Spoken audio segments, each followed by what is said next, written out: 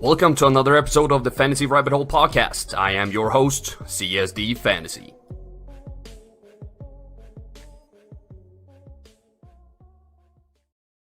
Hello, Fantasy Faithfuls, and welcome to another episode of the Fantasy Rabbit Hole podcast. My name is CSD Fantasy, and I am flanked by the one and only Nick Faber. How you doing today, man? Hey, I'm doing great. Another great Wednesday. Another great Wednesday in quarantine. Yeah, that's about it. I got beer here. That's pretty much all I'm doing in quarantine right now. Is it Corona beer? No? Nah, it's High Life, champagne of beers. Never heard of. Oh my gosh, you've never heard of Miller High Life? Oh, it's a Miller. I've heard of Miller. I thought it was like a separate brand. So Miller has a type of beer called High Life, and their slogan is the champagne of beers. The champagne. We are not sponsored by Miller, but if Miller wants to, we are available. I will drink a High Life or two every episode from here on out if they want to sponsor us. If that's something that they would like, they can hit us up. No problem at all. Nick will. He'll even take a free sponsorship. Send him 2 beers every episode, and he'll. Maybe if I drink 2 beers every show, maybe they'll start to get out. Look at that, though. Look at that sponsorship, though. The Fantasy Rabbit Hole. Other way. Oh, there it is. It's all like 3D'd out right now, too. It seems. Let me see if I can get closer. No, I don't know what. Oh, it's because the green matches the green screen. That's pretty cool. What if I do?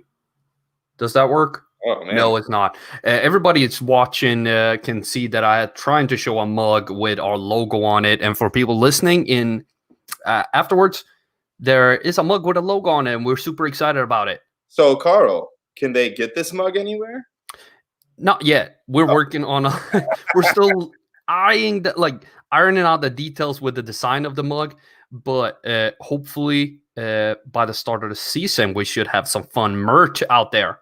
And if you're listening and you're trying to envision what we're talking about, literally just look at your screen, because the logo that's on your screen, whether you're listening through Spotify or Apple Podcasts or whatever streaming site you listen to us through, it's that logo, right? Isn't it? That is true. Yeah, okay. Right. It's a beautiful logo that me and my infinite creativity created. I think it looks beautiful, man. It looks great. Except the big thing is that it's, I don't know. I guess, you know what? I'm colorblind. So honestly, it might not be. But to me, it looks like it's Green Bay Packer colors. And I don't appreciate that. Oh, I didn't even realize that until now. It's totally green and yellow, right? Oh, I'm colorblind. My green is a little off. I can see a bunch of different shit. But oh, no, it is green and yellow. It's green and yellow. It's straight Green Bay Packers. So I'm trying to, since I have so many different contents coming out, I'm trying to differentiate the content with the colors. Yeah. And I'm like, Fantasy Rabbit Hole, let's go green and yellow. And then I have Scheme Fit, let's go blue. Let's do this one with this color. And it's Fantasy Rabbit Hole ended up being green and yellow. And I just rolled with it. Didn't realize it was Packers color. Travis in the chat says it's beautiful. So I'm happy if he thinks it's beautiful, we think it's beautiful. Packers fans hopefully thinks it's beautiful. Yes. Yeah. Well, that's why Matt Level stays on our show, even though he's not here today. Yeah, unfortunately, Matt, man of the people, will not be able to make this show. He's fighting off 3 bulls. Yeah, riding on an alien. I think it was. That's what it was. I knew it was thrown in there somewhere. 3 bulls riding on an alien, and defending the world. The Earth is closed today. That's a great reference, and it's super super funny that became reality. Well, that's a different topic for a different discussion. Yeah, but he says that in one movie, and like 2 years later, we're like, yes, that is happening. But the thing is that it didn't predict is, where are the Avengers? Yeah. So you predicted the world's gonna great, good predict. I'm waiting for Iron Man to jump out my front door here. You know what I mean? Like, I'm waiting to see Tom Holland and Spider-Man just. Yeah, they're all been snapped by the virus. Oh, they've been snapped by. Yeah. My aunt, I got confirmed that my aunt actually has the coronavirus today. Wait, what? Yeah, she's bedridden. Her symptoms are mild, and she's doing okay. But apparently, she has the coronavirus. Wait, I'm so sorry. I missed who this was. My aunt. Oh my! It's crazy. We just found out it's my cousin's birthday. Called them up to say congratulations, and they're like, yeah, mom has the coronavirus. So she works with like elderly people. So she's, I'm pretty sure she's been in the risk of getting it. But it's crazy. And I know we haven't even mentioned fantasy football yet, but that's how crazy the world is. And I love to, talk a little random crap before we get into the show. It's always helpful if we do have a great show here for you today. But if you do, please, if you want to, please interrupt in the chat. As always, we're here to serve with all your questions, be it fantasy or football or life, the game of life. The game of life. Yeah. And before we get into today's show, I would just like to say thank you so much for being here.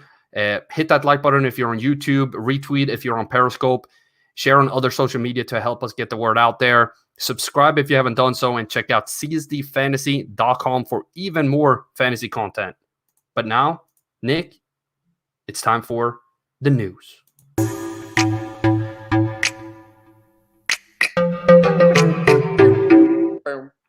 The news. I just muted myself on accident. I got Reptar on my shirt today, just for everyone watching. Oh, that's awesome. So for any Rugrat fans out there, Reptar. And thank you, Travis, for keeping her in your prayers. I do appreciate that. For the news segment, the NFL extends virtual offseason. And my first thought was, does this impact rookie production for fantasy, in your opinion, Nick?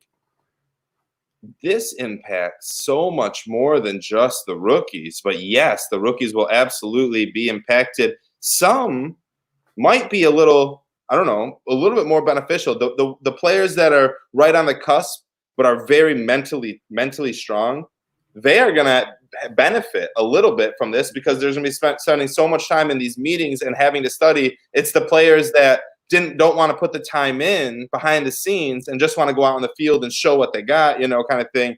It's those guys that I think are going to be affected. Now, I don't know who those are out of the rookies, but they're there. It's just because we don't know, it doesn't matter. They're there. The ones that are dedicated are going to be successful early. I don't know who those are, unfortunately. And I'm going to be scouring Twitter throughout the next couple months trying to figure out who it is that is impressing via the meetings. It's hard information to come across, but if you can, that's what I recommend looking for right now.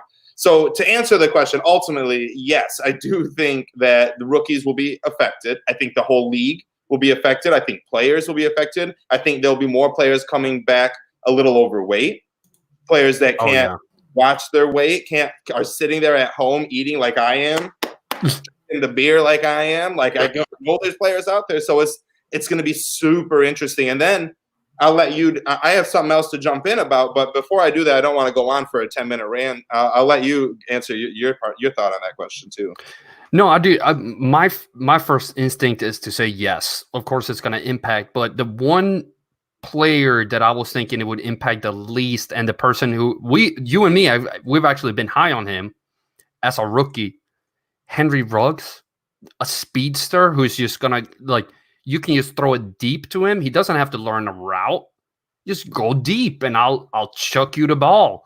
Like, for him, I feel like he's going to look like he's more prepared, because his role won't be as difficult as somebody who's like relying on really crisp route running and who has to know, like, okay, I'm going to run here, and if the defensive back is here, I'll go this route instead, or this route, and work the route tree a little bit more, like Jerry Jeudy, for instance, who relies more on that and being clever with things.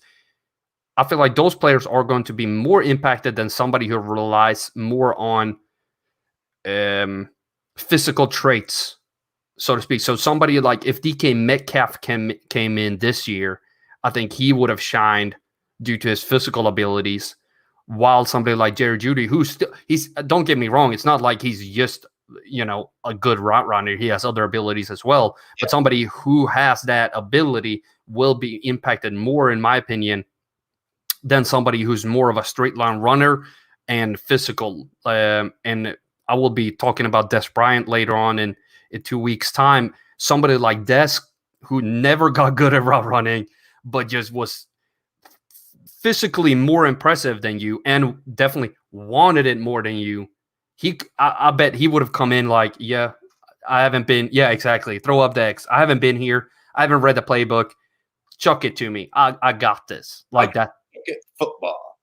Yeah, like that's what I'm good at. Yes, I agree.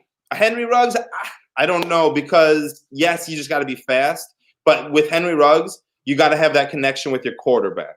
Mm-hmm. You can be fast. I think you're more on point with the DK Metcalf. DK Metcalf can run a button hook and just outman the dude and catch the ball, and he knows. And every quarterback, you know, from junior varsity up, knows how to throw a button hook and when to throw it.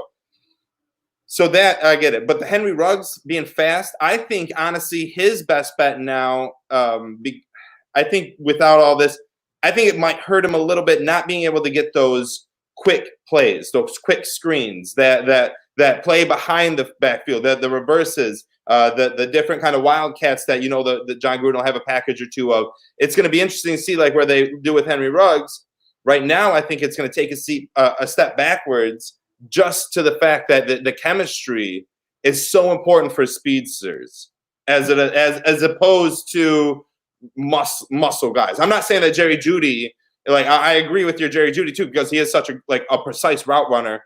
You need to like be able to run those routes against like NFL defenders multiple times to like know what they're going to be looking for, because you're lined up against SEC boys, but that's great and all. You're about to go up against NFL players. It's going to be a little bit different. But the more physical wide receivers, to be all honest, a Chase Claypool, like it'll be fun to see him go out there and just outman some people. He's a big wide receiver, tight end, whatever you want to call him. So I mean, I agree with what you're saying, but I did want to jump in something before I lost track of it. We were talking. I was mentioning how the season's going to be crazy, regardless. Probably no seats. We just got informed here in Michigan, Governor Whitmer just came out and said earlier today that she does not expect a full house in Ford Field. And for every game this year at home, she expects it to be, if anything, she's hoping for a no more than 10 to 15,000 type situation.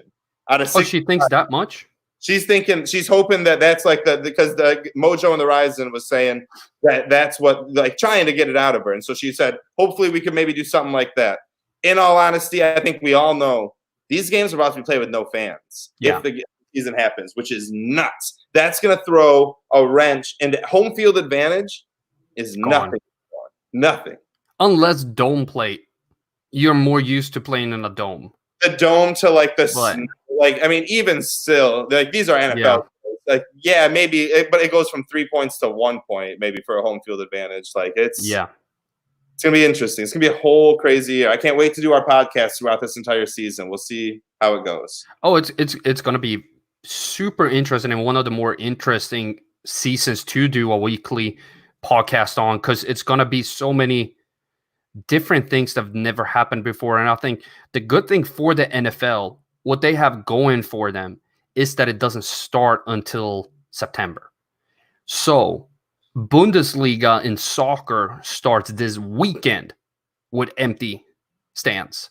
They're playing. They're starting. And I know most people who are listening here are probably not Bundesliga fans, but I will let you know that is one of the leagues that still have stands in Europe, where they actually stand up, and the pressure of the fans is incredible, especially if you watch the Yellow Wall with Borussia Dortmund. It's just insane of these fans, how much noise they can make.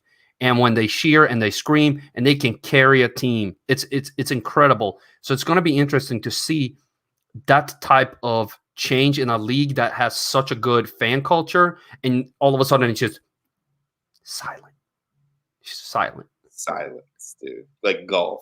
You know what I mean? Right. I mean, do you remember a few years back, before the Mercedes-Benz here in Atlanta, in the Georgia Dome, where the Falcons had to pay a fine because they pumped in crowd noise into the stadium? Yeah. How do you feel about that? Should we do that? Just a little bit? I didn't even think about that. I honestly never even thought about that. Never read anything about it. Never came across my mind. What a good idea. Why not? Why wouldn't we do that? you just put in. I just like a little bit of noise wouldn't hurt, right?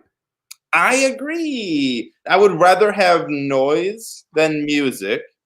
I would not just want like a Spotify playlist going on throughout 90s alternative while we're playing. Like, I would rather have crowd noise, but I think some crowd noise wouldn't be the worst thing. Except though, 10 to 15,000. Yeah. So basically, just like you're going to a Chargers game, you know. That was awesome. I would like that. Except I would also like. Hold on, I was gonna say I would also like to see these games with no crowd noise, very quiet. I think that would be hilarious. I think that'd be so much fun. You'd be like Wimbledon, so much. Like. Yeah. And then you hear like. Like a friend of mine was saying that like, what he misses most about playing football is hearing people breathe through their mouth guard at the line of scrimmage. Yeah, like he's like, I missed that sound. We have a good one here from Chris Green. First before I get to Chris' question, is this my Chris Green from work or is this another Chris Green? Because that would be interesting to know. Mic up all the players, no fines for any commentary, complete immunity. I love this. Mic up players have just so much trash talk going on. So much. XFL is doing pretty good with like the interviews right after and all that. And we just got to take it up one more level and get every single person mic'd up and have a super like intense, real quick reacting crew to go from player to player. What player has the best soundbite right now? You know, yeah, who has the best soundbite here? Oh man, you get like Jalen Ramsey on like AJ Green. Like I don't know if the Rams play the Bengals this year, or where's Ramsey? Ramsey the Rams. Or whatever. I don't know. You get Ramsey against anyone. It would be glorious soundbite in my opinion. Oh yeah, it would be so much fun, and it change it up so people won't complain about lack of crowd noise if they have something new. Because then we would have something new to talk about every week. Like it would be, Aaron Donald, he's the best, but he's such a nice guy. You would be like that every week, and then you will have, he's another player. You'd be like, he's just total asshole. He's just yeah. Like it would be super interesting, and like Nicholas Caron said here in the chat, I just hope there's going to be a season so we can do fantasy football, and I do think we are going to see football. It's going to be empty seats, but we're going to see football. The real question is, do you think we see baseball this year? I think baseball comes on in a month. I think it's back up. It's back up in South Korea. Have you seen that? Oh, hell yeah, I've been watching South Korean baseball. Are you kidding me? I've been putting bets down on it. Let's go. Oh, I'll shout out to my dad and his paddle tennis center in my small hometown. They've been live streaming games with commentary from like Division II paddle tennis back in my small village. They have like 30 to 90 people watching Division II paddle tennis. Right now. We all need to sit here. Everyone who's watching, get this link and let's all watch this. It sounds awesome. Are you kidding me? Can we bet on this? I'm all in. This is they did try to set up betting on betson.com. Wait, what? Betson.com. That's where you can bet on it? No, they try to set it up. They haven't got it approved yet. Damn. But this is PDL Center Västervik to go and watch paddle tennis streamed live with commentary from the main commentator is actually part of the national team and one of the absolute best players in the country. So it's some really good quality live streaming going on there, and it's so much fun that this is what we've come to now. But speaking of the NFL and games, the schedule has been released. Ooh. And I'm super excited about that opening game. By the way, Houston is getting the short stick here everywhere. They have the Chiefs game 1 and the Ravens game 2. And I believe they have the Steelers in 3 or 4. They have a really, really tough schedule in the beginning of the season. But Houston versus Kansas City week 1. Week 2, you have the Bengals versus the Browns for Sunday Night Football. Bummer. No, that's a good story though. Stop it, dude. I don't want to see these shitty ass teams just because it's Joe Burrow versus Baker Mayfield. This is the last thing I care about. Imagine the fantasy points we can get here. This is going to be a defensive game. This is going to be an offensive game. This game's going to be like the Bengals have no defense. Yeah, but the Browns don't have an offense. Baker Mayfield can't throw more than one touchdown a game. But I have him turning around. He can't do worse. He cannot do worse. Can't do worse. Don't tell. Because then Case Keenum has to come in. I'm sorry. Then Case Keenum have to come in. If he's worse or as bad, Case Keenum is the better quarterback. He just is. He just is. We've seen Case Keenum be better when he has talent around him. I love me some Case Keenum. I honestly do. I just think he gets the short end a few times. Yeah, no, definitely. I think he was the better starter in Washington, D.C. last year too. I love starting Terry McLaurin when Case Keenum was in. That's for damn sure. Oh, that was so much fantasy points. Great. Oh yeah, absolutely. Oof, give me that PPR. Give me that PPR. All day, dude. And then McLaurin, he'd get these like 8-9 receptions and then burn him. And he gets a 70-yard touchdown. And you're like, all right. McLaurin with 23 points, What a great day. I'm excited about McLaurin for next year. Terry, I don't know. I think his ADP is a little too high. What do we have as ADP going right now? Yeah, check that out. And I'll do a couple of comments here while you check that out. We got Travis who say he dropped $30 on UFC and he doesn't even like it. He just need action. Appreciate and Nicholas Crone says the Cowboys are supposed to be 11-5 according to the best predictors. I must say, toss that out the window. I actually just predicted the Cowboys to go 14-2. Yeah, that's way more likely than 11-5. 11-5 is too half good. We're either going to be 8-8 or 14-2. That's hilarious. That actually is probably 100% true. Probably leaning more on the 8-8 side, but yeah, like that's just what we do. I went through. If you go to what is it, playoffpredictor.com, I'm pretty sure you can predict every single game, go through every season, go through the whole season every week, go through the playoffs and all that. And I went through, no thoughts on it at all, just basically close my eyes, basically. Rams, Bengals, Rams, Colts, Cowboys, just like look, basically, boom, boom, clicked. Yeah. I thought was going to instantly win. Came out, I didn't look at the standings. I didn't look at anything. I just went through 17 straight weeks of it and then had fun looking at the standings. Cowboys came out 14-2, Chiefs 15-1. And we do have a pretty easy schedule, I will say that. Well, I agree with that. Did you know the Colts have the easiest schedule in the NFL? Yeah, it's fun that you say that. I was doing my Marlon Mack video when we got on here to prepare for the show, and I was looking. They have the best schedule for any running back in the league. Like by far, the teams that play gave up the most points on average to running backs, like by a lot. It's crazy. So that begs the question that, and everyone listening, please jump in. And you guys know what I'm going to ask. Who do you want? Marlon Mack, Jonathan Taylor, both, neither, A, B, C, D. Which one are we taking? For me personally, before Carl, you jump in because I know you're just itching because you just got the Marlon Mack video. Personally, I want neither. Even with the easiest running back schedule, I want neither because, in my opinion, I think it's going to be just a headache. I think it'll be Marlon Mack when you go to start Jonathan Taylor, and I think it'll be Jonathan Taylor when you go to start Marlon Mack. I think you'll never be ahead of the game. And they're always going to throw different wrenches in. I think certain games will more be Marlon Mack or more Jonathan Taylor. If I had to lean one, I would go Marlon Mack over Jonathan Taylor this year right now.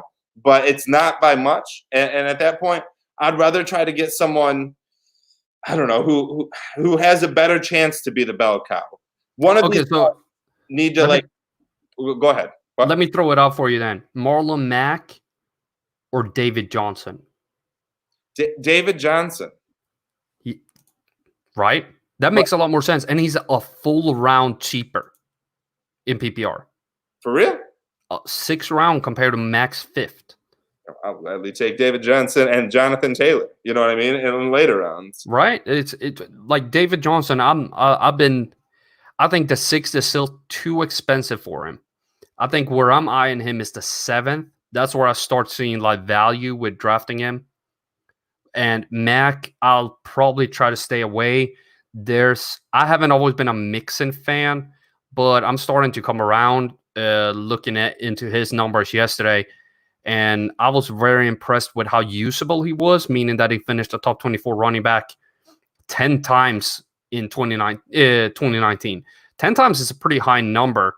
You said Joe we're talking about here, right? Yeah, Joe Mixon. Well, Mac had 7 games where he finished in a top 24. 7 isn't bad either, but I would like a back to at least give me 8 top 24 weeks if I'm going to be drafting him.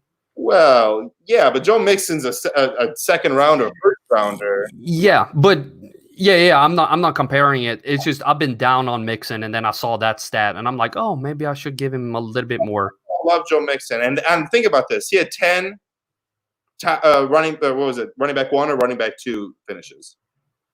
It was RB24 finishes 10. Running back 2. So he was 10 times he finished as one of the top 24 running backs. That was with Ryan Finley and piss poor Andy Dalton and Zach Taylor not knowing what to do. Now, hopefully, Zach Taylor has a little bit more, calmness to him. And now Joe Burrow, AJ Green comes back. It's going to open up a lot of lanes. Joe Mixon, arguably, is being drafted where he should be. He right now, the debate would be behind Josh Jacobs, Joe Mixon, Derrick Henry. Which of the 3 would you want? That's pretty much right after the elite ones. Who do you want out of those? And I would probably take Mixon over Jacobs, to be all honest. Yeah. That one is close for me. Let me see. I will take Mixon. Yeah. Right now. Yeah. I'm looking at let's go over some usability real quick before we get into the bold predictions. Guess how many top 24 finishes Christian McCaffrey had? Top 24 Christian McCaffrey had 14. 11. Ooh. Mixon had 10. Mixon had 10. It was just that CMC was just so crazy good when he was good that he just crushed everybody. Yeah, but top 12 finishes, you know what I mean? Yeah. But if 9 and Mixon 5, 6. That's true. But I do the 24 because you usually start 2 running backs. And if you're in a 12-team league. Right. I get why you do that. Right. Yeah. I understand that. But you would Christian McCaffrey, just because he only had one more top 24 finish, understanding what you're trying to say, it's just the fact that of those 11, he put up double the points of Joe Mixon on a weekly basis. You know what I mean? So it's hard to gauge. That stat in itself, I think, is a little misleading. Christian McCaffrey was light years better than Joe Mixon. Yeah. But Joe Mixon was a good running back. And it also depends what you pay for them. And yes, and that's why CMC was great last year. A lot of people had to pay the first pick. You had to wait till the 3rd or 4th and got him. I think we got a really good question here from Travis. I want Mac to start the season and Jonathan Taylor to end the season like Miles Sanders in 2019. It's not so much of a question, but I think it's a really good comment that I think makes a lot of sense. Yeah, most definitely. That's how you're going to try to almost play all these rookie running backs right now, because none of them are going to have a time. But the same thing in Buffalo. I'd rather have Devin Singletary to start the season, but God knows he isn't going to finish the starting running back. It'll be Zach Moss to finish the year. So I want Zach Moss at the end. I don't know. I didn't hear who you said it, but like he said, yeah, I think that's perfect for the Colts. I think it'll be Mac to start. Injury bug will come. Jonathan Taylor will take over, and he won't look back. The big one is J.K. Dobbins, Mark Ingram. If he gets injured, Dobbins could become the boy, and also never all these rookie running backs. The only one I would almost say might have the best chance of starting out the season is Cam Akers and DeAndre Swift. Those are the top 2 in my opinion, and Clyde Edwards-Helaire. I think you're completely wrong with Singletary, but everything else makes sense. Yeah, Singletary isn't that good, man. He's not that good. He's not that good. You know what is good though? Really, really crazy bold predictions in this week's topic. God,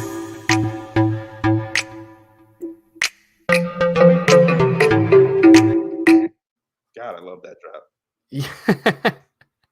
Well, thank you. I created the little drop noises and all that fun stuff and the squiggly lines and the fun things. And we do have some bold predictions. So I'm gonna start with one. And this one, you mentioned Derrick Henry and you mentioned Joe Mixon. Derrick Henry finishes outside the top 10 in highest scoring running backs in PPR. Yes or no? The top 10 PPR. I can even go top 12. The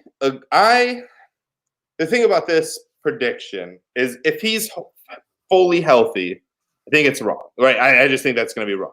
The big thing is, though, that Derrick Henry's been run into the ground for years straight, and it's nerve-wracking. It's very nerve-wracking. I personally am avoiding Derrick Henry at all costs because I think an injury will happen. And I don't ever recommend anyone to draft like based off of me predicting an injury because it probably won't happen. But I'm just saying, like in my personal idea, I don't want Derrick Henry due to the fact that he has been run so heavily. Right. So I like it. I think it's a great one to start out with.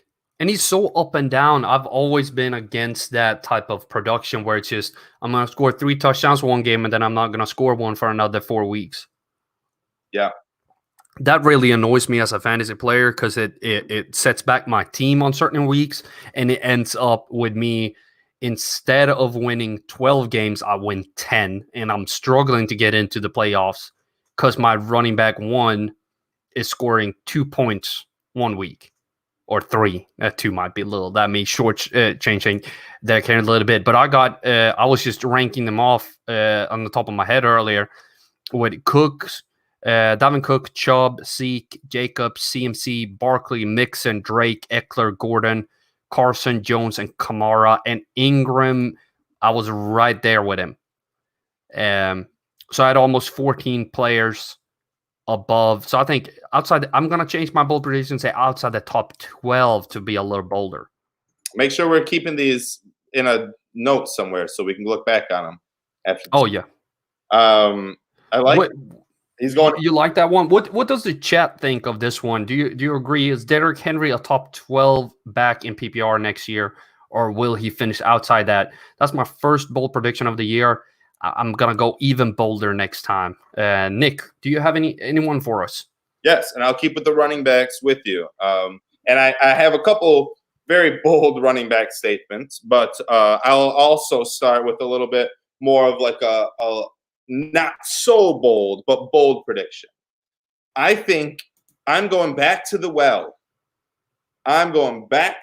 Some guy that someone out there may have drafted in the first, second round and busted, failed miserably. But I'm going right back to the well for the Pittsburgh Steelers running back, James Conner. No. I have the utmost faith in James Conner that he finishes as a top 12 running back this year. He will be a running back 1 in PPR, especially in PPR, half-point PPR. In standard, I don't know exactly. But in PPR, I believe James Conner, who's being drafted right now, is the 17th running back. Late 3rd round, I think drafting him will be a steal. I think Big Ben is healthy all year. I think if Big Ben was healthy all year last year, we would have saw a complete different Pittsburgh Steelers offense. James Conner is still the man, even with all the opportunities that Benny Snell and Devin Singletary got. And they went out and drafted, I can't remember who it is right now off the top of my head, which is such a bummer. They went out and drafted a running back. I'm not even nervous about him. I'm all on the James Conner train. And I don't have to draft him in the 1st or 2nd round this year. Now you can get him in the late 3rd, early 4th round. I think it's a steal because when the Pittsburgh Steelers offense is flowing, you'll want the running back and you'll want the lead wide receiver. Tease into another bold prediction. Give me some juju. James Conner is my bold prediction number 1, going to finish as a top 12 running back 1. Top 12 is tough for me to agree with. It's really tough for me to agree with, but I'm also always been a little against James Conner. I don't like his running style and his running patterns as much as some other running backs. I have a hard time seeing he finishes top 12 due to all the issues that the Steelers have had with injuries. He's a little fragile for me as well. I think you're right that he has a bounce back with the team, as they will have a bounce back. but top 12 is a little too rich for me, and that's why I like this as a bold prediction, because it's not just like, oh yes, of course he finishes top 12. Like this one, I'm really struggling with agreeing with you. The way I look at it though is if you look at the top 12 right now on PPR on Fantasy Football Calculator, I can't even talk. You look at those 12 running backs, I would assume 4 of them don't finish in that position. You know what I mean? Yeah. Oh man, I just realized I had. Okay. But then I would still have Eckler above him. See, I have Eckler above him. And Drake.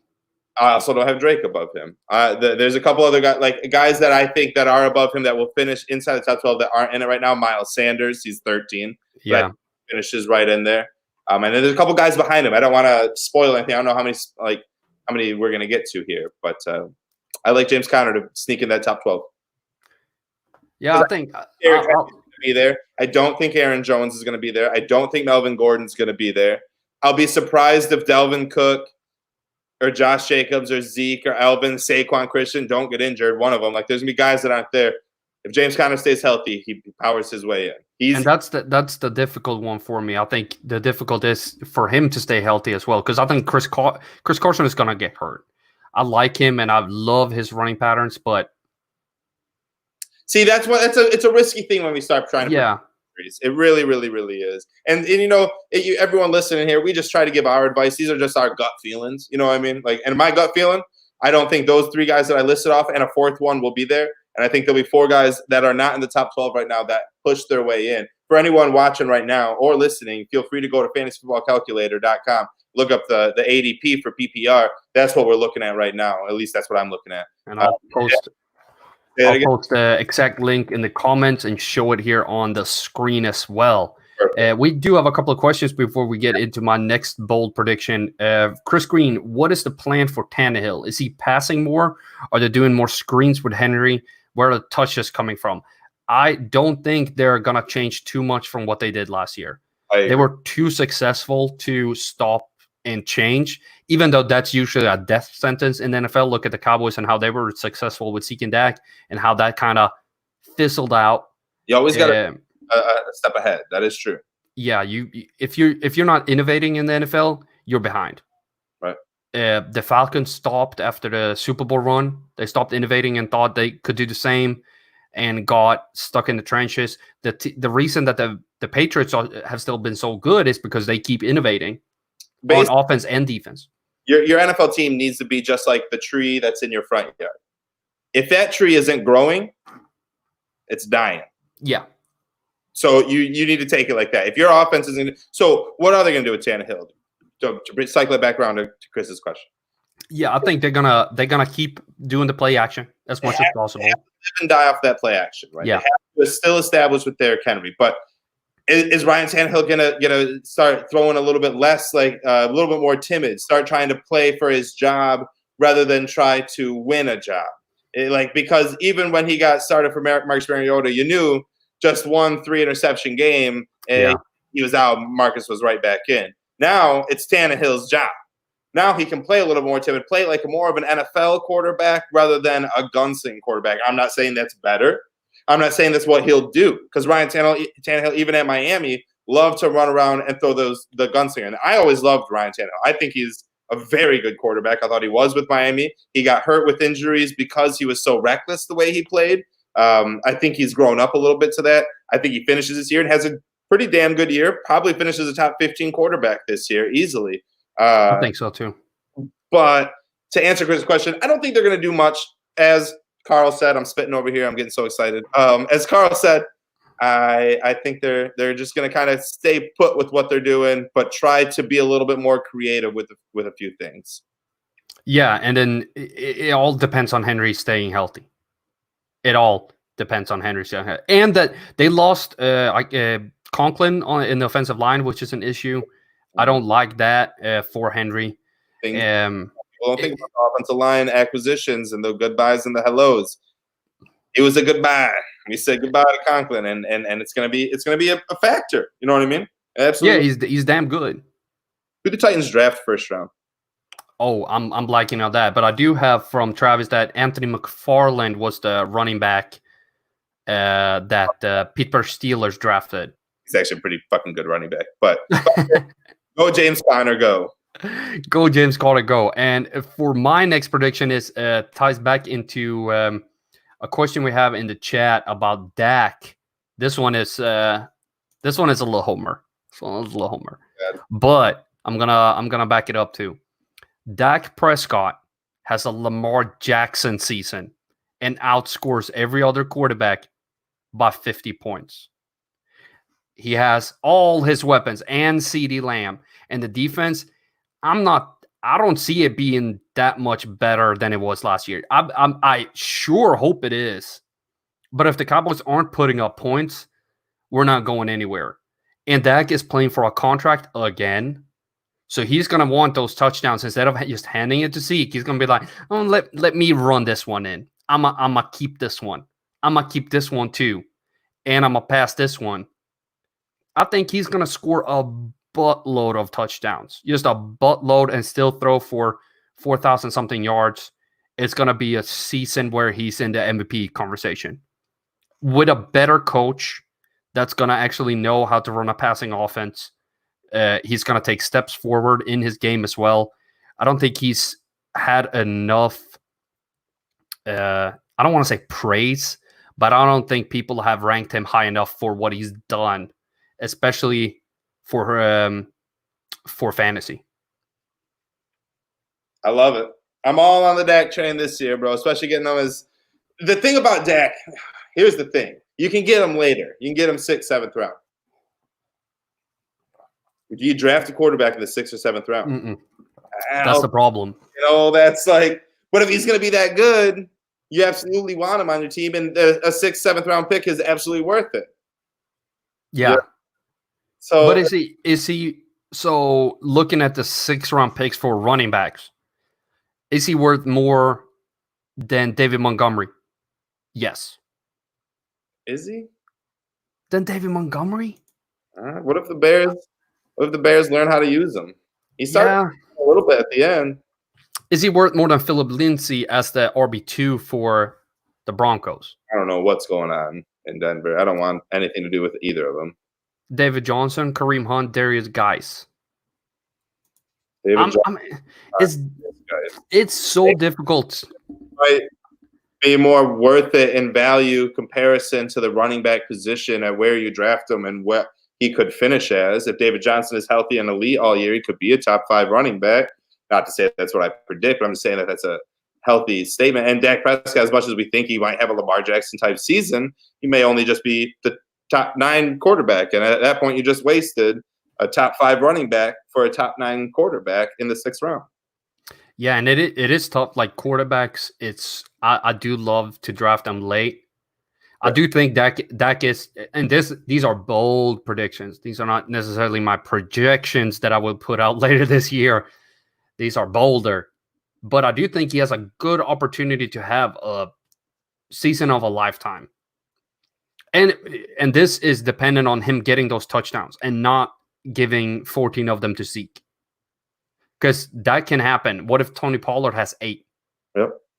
That is a possibility. Look at Aaron Jones and what he did with the Packers last year and how much of those touchdowns could have gone to Aaron Rodgers, but instead that went to Aaron Jones and Rodgers was QB 11. If he just gets 2 more touchdowns, well, he's QB 9, and then get 3 more touchdowns, he's QB 7. You know, it can fluctuate so much when you're down at QB 6 to 12 that a couple of touchdowns here and there to a really good running back is scary. So there is a lot of risk involved in this bold prediction, but it wouldn't be bold if it wasn't. Hey, I love it. I want to follow suit being a homer. And I want to follow suit picking the quarterback position. And I want to follow suit saying that this quarterback might have a Lamar Jackson type season and throw for 50 touchdowns. Because Matthew Stafford was on pace for 40 touchdowns, 5,000 yards. Matthew Stafford had 2 wide receivers, both leading the league in touchdown receptions going into week 9. Matthew Stafford was a top 4 quarterback in the NFL going into week 9. And there is absolutely no reason why if Matthew Stafford is healthy, TJ Hawkinson is on his second year, the addition of a phenomenal pass catching and elite running back in DeAndre Swift, the return of Marvin Jones, Kenny Galladay, who's only getting better, Dan Amendola, plus they drafted Quintez Cephas, who should step up a little bit, 5th round wide receiver. All I'm saying is there is no reason why Matthew Stafford cannot, I'm not going to say, do a Lamar Jackson season. Well, I will say Matthew Stafford outscores Deshaun Watson, Russell Wilson, Kyler Murray this year. I will not put Lamar Jackson or Patrick Mahomes in there because they are both very elite and you never know what they're going to do. But I will say that Matthew Stafford, Pat Mahomes, Lamar Jackson are the top 3 quarterbacks this year in fantasy football, easily. And I think just Matthew Stafford is going to be the most consistent of them. I'm not saying the Lions are going to win. A lot of this could be a shitty defense from the Lions, which is extremely possible, and we saw that last year. Good for fantasy. And that means Matthew Stafford might have to throw a lot. What it does depend on is Matthew Stafford, who's been hurt for 2 years in a row, stays healthy. His wide receivers stay healthy. His running backs stay healthy. They've all been hurt. But if we have a good year, and Matthew Stafford has a lot of his pieces around him for most of the year, and he stays healthy himself, the defense is pretty bad, which obviously everyone here in Detroit is hoping is not the case, could very much be the case. Give me Matthew Stafford as a top 3 quarterback, outscoring Russell Wilson, Deshaun Watson, and Kyler Murray this year as my bold prediction. I like it. I really do. I really do because I do love the weapons. I really do. One of my first tweets I tweeted out was something about Marvin Jones, and I mentioned you and Marvin Jones in my latest 2 out of my latest 4 articles on the website. Like, I feel like he's not getting enough love. Marvin Jones, look at these stats. These are stats that if he was anybody else, it would be like, holy crap, maybe you should look into Marvin Jones. Like, if he's named Calvin Ridley and he's on the Falcons, we're talking totally different. It's just because Marvin Jones is 28, 29. That's what people don't like about it. But yeah, and it's still doing his thing, and he doesn't need to be the number 1 wide receiver or anything like that. Kenny Galladay takes all his weight. Now Hawkinson's going to be able to step in. We have a new Theo Riddick. His name, DeAndre Swift. I hope you heard of him. And he's really good. He is very, very good. You know all about him. Georgia boy. You know what I mean? Like, dogs. You pray for the dogs. Yeah. So I truly feel the Lions offense is going to be elite this year.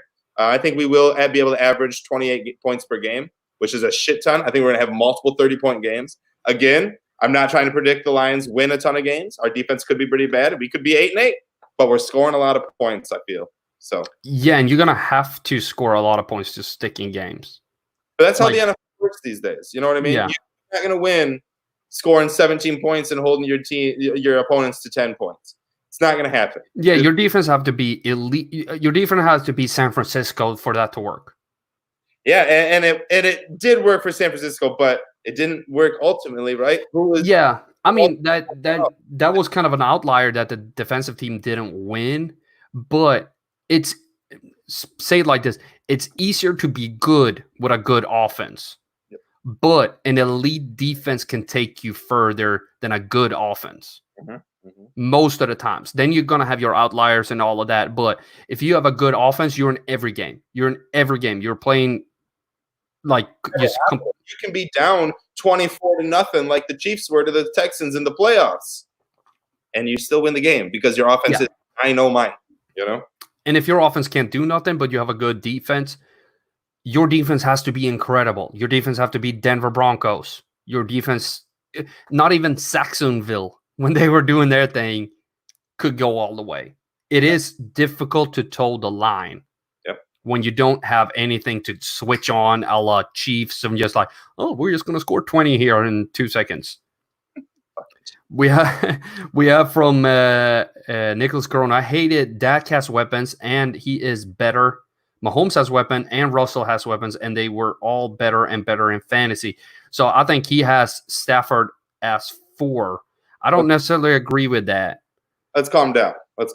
Michael Gallup led the league in drops, if you didn't know. CeeDee Lamb is a rookie, if you didn't know. Amari Cooper is only plays home games. He's very inconsistent, if you didn't know. Like you bring up Dak's weapons, that's great. He's got a running back, Zeke Elliott. Dak could easily be in the lower tier, and so could Matthew Stafford. I'm not saying anything. I'm just saying let's pump the brakes. All right. I think it's more safe to assume that Stafford will be good. He's consistently done it. Yeah. 4 years straight, I think Dak has a higher ceiling for fantasy. I do agree that's why I said Stafford can't have a Lamar Jackson type season. He can't get those rushing touchdowns. Yeah. You know what I mean?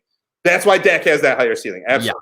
Yeah. A full, because that's where I'm looking at if Dak starts making. But you got to put that in. I said that too. He's going to be playing for a contract. So if you're starting to see he's making business decisions, then this goes just out. It's gone. He's going to be not as good. He's not going to score those rushing touchdowns because all of a sudden he has to take care of his body, because if he gets hurt, those 30 million, 31 or whatever it is, they go out the door, and the next paycheck go out the door as well. It's like the bizarro contract year that all fantasy players used to wish for. They'd be like, oh, this guy's playing for the money contract year, But now it's like, actually, I'm going to save my body because I know these guys aren't going to re-sign me because they haven't re-signed me already. And if a team wants to re-sign you, they will re-sign you before your contract expires. You know what I mean? So now Dak is, if you're right, if Dak goes out there and is like, well, I'm not taking shots no more. Yeah. I'm fighting quicker. I'm throwing the ball away quicker. I'm not going out here I'm not going to say Dak's not going to try to win a Super Bowl, but if he's got different thoughts in his head, it's going to be an interesting season for Dak. You want to have your quarterback calm, but the good thing about Dak is he doesn't have to go to any virtual meetings or anything like that now. He can sit those out. He's still there. The reports are he's still there. He's still a leader. He's still doing his thing, which leads me to believe this is, like I've said before on the show, this is just how the Cowboys do business. They put that tender on them, and then they get it done when they have to get it done. They've done it several times, and I believe they're going to do that in the end here as well. Is that what they did with Romo? Didn't they sign Romo before his contract was over? 2 different times? Yeah, that was the Romo one. That story is. Go ahead, Nick. I don't think this is how the Cowboys do it. I'm pretty sure Troy Aikman got extended. They just didn't have. They're not going to extend Quincy Carter. They're not going to go extend Drew Bledsoe. You know what I mean? But they've done it with Emmitt Smith. They've done it with Des Bryant. They've done it with Tank Lawrence. Yeah, it's just different with the quarterback position. Yeah, no, I do agree with that position. I do agree. Let's toss one out. One more of this. I have 2 ones. I'm gonna see which one you think is crazier. Courtland Sutton. It's a top 5 wide receiver in PPR at the end of the season. He will be joining in the discussion of the best in the league with DeAndre Hopkins, Julio Jones, Devontae Adams, and Michael Thomas. Or is this crazier? Because I was doing some numbers the other day, and I noticed when I was writing my post that this guy has been getting short shafted by us on this show and by me and by the entire NFL community. Odell Beckham has a resurgence and is back scoring in fantasy, finishing top 8 in PPR at the end of the year. Which one is crazier? They're both pretty crazy. I think the Odell Beckham one is more realistic. I think that's more plausible. As much as Courtland Sutton is showing that he is an elite wide receiver, he's being drafted a full 2 rounds before Odell Beckham. I think it's more realistic that Odell Beckham finishes in the top 8 than Courtland Sutton in the top 5. So I'll go Courtland Sutton in the top 5 being crazier. I think I like Courtland Sutton, but the addition of Jerry Jeudy, I like, yeah, everyone's like, oh, but it'll help. It can help. It can't. It won't. They also added KJ Hamler. They still have Deshaun Hamilton. Not to say he's going to be anything. I mean, they have them. They have these boys. They have Melvin Gordon, who's a pass-catching running back. They have Phillip Lindsay. There's just a lot of weapons. I don't see Courtland Sutton scoring. Noah Fant is stepping up. Excuse me. I don't mean to forget about him. There's a lot of weapons there. There aren't as many weapons. I guess, I don't know. Cleveland does have Austin Hooper now, too. I don't know. I would say Courtland Sutton probably does not finish in the top 5. Probably does not finish in the top 10, in my opinion. So Odell is a little less crazy. A little less crazy. I went ham on these ones. I could see him making a huge resurgence and just Cleveland being the team they wanted to be last year because the media is all away from him now. I could see that. Yeah, because I was looking through my rankings with floor rankings for wide receivers here the other day and writing my post on csdfantasy.com. And Odell Beckham, depending on where he's drafted, like he has, looking at ceilings for PPR or floors for PPR, I'm sorry, he has the 7th highest floor in PPR. That means he's still consistent. He's still getting catches. He's still scoring points. All he needs are those big gains where he starts booming with the ceiling again. And I feel like that might be the year where all of a sudden they're on the low down. They're not getting as much attention, focus on the sport a little bit more. And here comes the touchdowns. Oh, I remember how to do this again. Baker Mayfield goes back to like, oh, I can actually throw touchdowns. I don't have to be terrible anymore. Or Case Keenum comes in and all of this is fixed because Case handles business. And another thing to think about is like, what did Baker Mayfield go through last year? Like not just like the media and all that, but sophomore year, sophomore slumps, they happen. Mm-hmm. Truly happen, especially if you play a lot your rookie year. Drew Lock played a lot. A sophomore slump could easily happen in Denver. Denver could easily be 5-11 with very bad offense throughout the most of the season. And Cleveland could step it up because they're in year 3. And then next year, Denver would be the team to step up. NFL loves to repeat itself. They have there's a lot of very, I can't think of the word right now. A lot of things happen alike. I don't know what I can't think of how I want to word that. I guess what I'm trying to say is history repeats itself. Yes, yeah. Like Denver's going into the year 2 with Drew Lock. They're probably going to be on a decline because everyone wants to be on an incline. Next year, everyone will have them on a decline because they did decline and they're going to go on an incline. That's just how the NFL works. You always got to try not to play last year, play this year. And in my opinion, I think Denver's going to have a little bit tougher of a go than Cleveland. Yeah, and Travis is saying he's going. Last time he looked, he was going in the back end of the 2nd round for Cortland Sutton. I've been getting him way later in that. Really, he's going early 3rd for anywhere in my plays. Whew. I got him 5th last mock draft I did. I was super hype about that. Yeah, that's successful for sure. Nicholas Caron says he thinks OBJ can do it, but he doesn't get the ball enough. I do think he's gonna get the ball enough this year. I do think so, and I have Jarvis Landry highly ranked as well. But I'm gonna take a gamble on OBJ because he's actually have a lower ADP than Jarvis Landry right now. It's just one spot lower, so it's not like crazy. But I like both of them a lot going into to next year. Like you said, play this year, not last year. Right. Do you have a final bold prediction for us for tonight?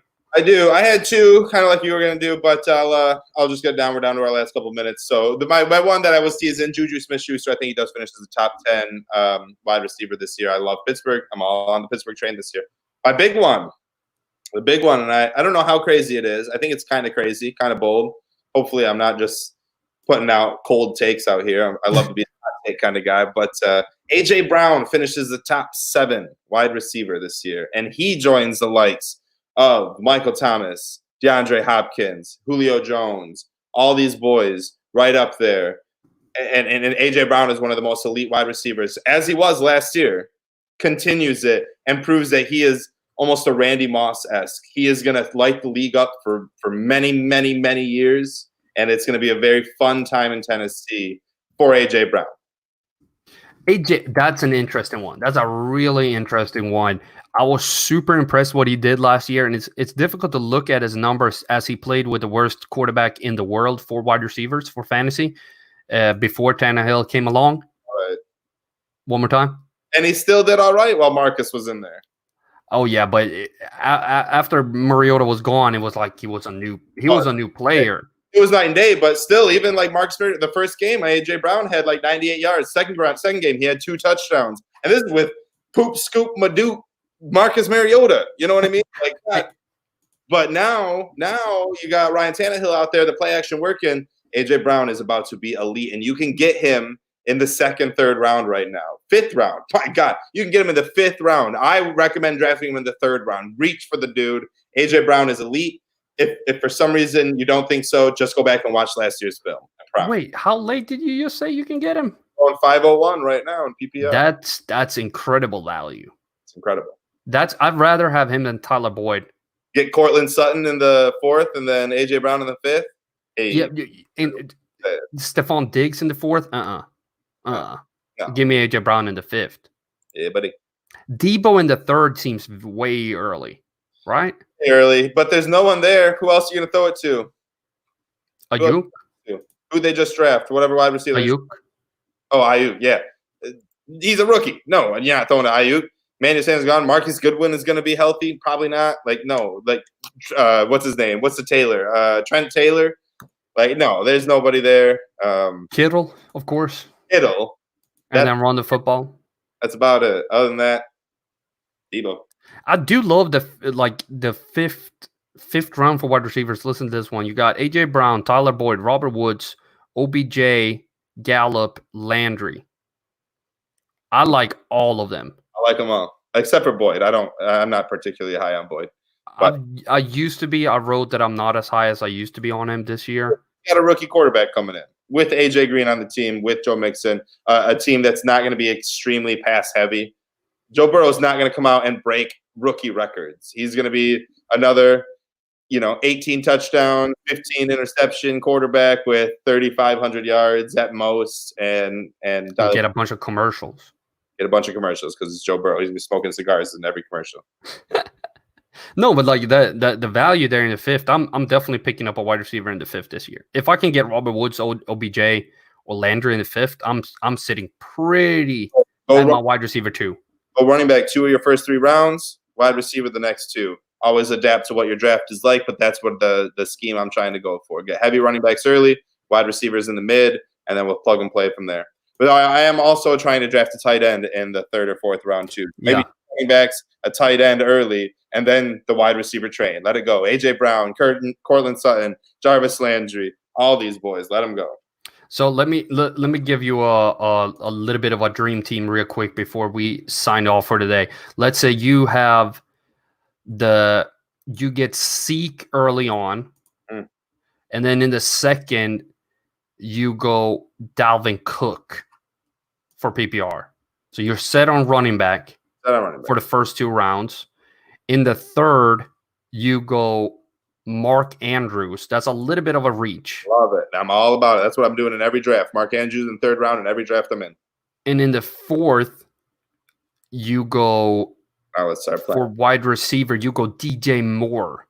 And in the 5th, you go A.J. Brown. Love it. Like you're stacked in the first 5 rounds. Now you just add depth. Take another running back because they're going to be going quick now. Now you're in the 6th round running backs, and there ain't much you're left. So as good as the wide receivers are, I would say take a 6th round running back, and then the 7th, 8th, 9th wide receivers all day, and then you're just taking late round stabs at running backs because God knows these players you're going to be subbing out for the guy who is subbing in for the injured guy in week 2 or 3 anyway. So at this point, you're just taking your flyers on running back, wide receiver, but you've set yourself up for so much success. You get your quarterback late, Matthew Stafford. I got Drew Brees in the last round. It was the last quarterback taken in the latest mock that Carl and I did together. We did a mock. Drew Brees last round, last quarterback taken. Drew Brees got Emmanuel Sanders. Traquan Smith's coming back. Jared Cook's coming back. Michael Thomas, the best wide receiver, arguably, in the game, is still there. And Alvin Kamara is a good pass-catching running back. Thank you. And Drew Brees, if he stays healthy, could easily be a top 5 quarterback. There's another bold prediction for us to finish the show. So I'm just saying, get your quarterback late, follow that resume, and championship bound. And be golden. Last comment. Travis says, I got one bold prediction for you. AJ Green finishes top 15 in PPR. That is bold. I almost followed suit with the AJ Green. I want to do it. The only thing is Joe Burrow, man. It's a rookie quarterback. Go look up the history of rookie quarterbacks and tell me how successful their top wide receiver has been. Yeah, that one is difficult. But I do want to thank everybody for joining us here in the chat. I appreciate everybody who comments and leave comments. We read all of it. We answer as many as we can. I want to thank Nick for joining me here today and hope that Matt has fought off the bulls with the aliens. He'll be back and be, as always, a man of the people, the Coin Master next week. High Life. We're not sponsored by High Life, but we would like to be. You can be if you drink. Check us out on Spotify, Apple Podcasts, Google Podcasts, Anchor.com. You can see a link to that on the screen right now. And check CSD Fantasy on YouTube, CSDFantasy.com, at CSD Fantasy, and at Nick Faber NFL for even more fantasy content. For the Fantasy Rabbit Hole, signing off is Nick Faber and CSD Fantasy. Till next time. I can't find the off button, Nick. You never close.